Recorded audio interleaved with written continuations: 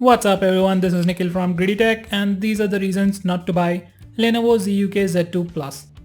Just as a disclaimer, these are just the reasons some might have and it might not apply to everyone. So Lenovo has launched Z2 Plus as their new flagship device, so we probably won't see any Vibe X4 or anything like that from Lenovo directly.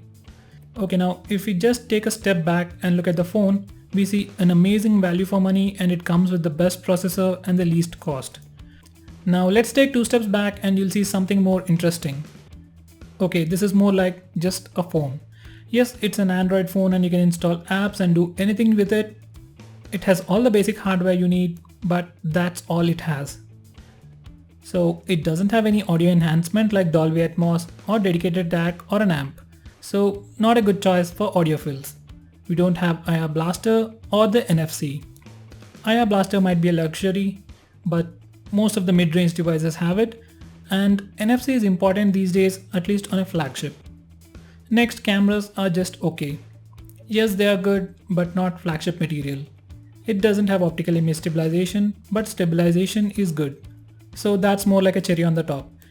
I might be complaining a bit over here, but my hands shake a lot.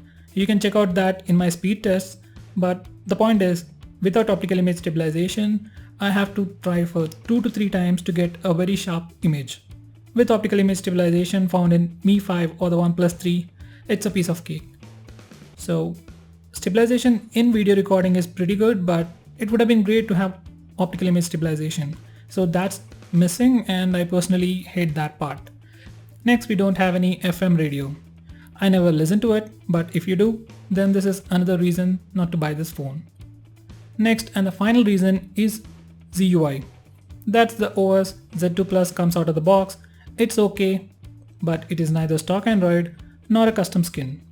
Lenovo proudly says that it is redesigned for India by adding a Google Now launcher. And seriously, I don't get the entire part.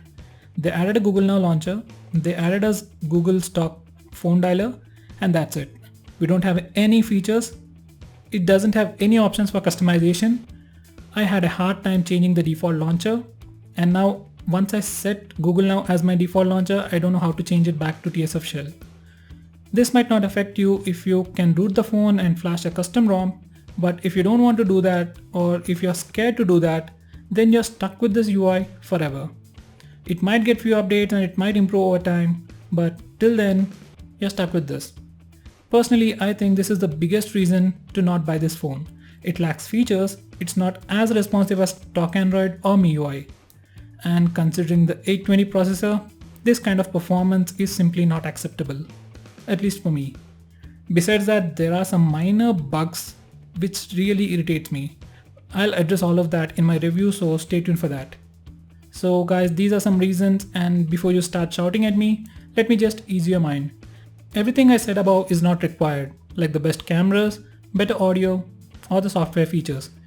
This might sound lame, but no one buys a phone just for a processor. At least many people don't buy it just for the processor. They look at the entire package, and this phone has the best processor and the bigger battery, and that's all. If that's all you need, then sure, go ahead and buy this phone. And I personally use OnePlus 3 and I'm very happy with it. But if this phone was released a month ago, I would have bought the Z2 Plus instead of OnePlus 3 just to save money, and I really don't care about all the things that I mentioned above. And I can root this phone and install any custom ROM, so I won't be having any software bugs either.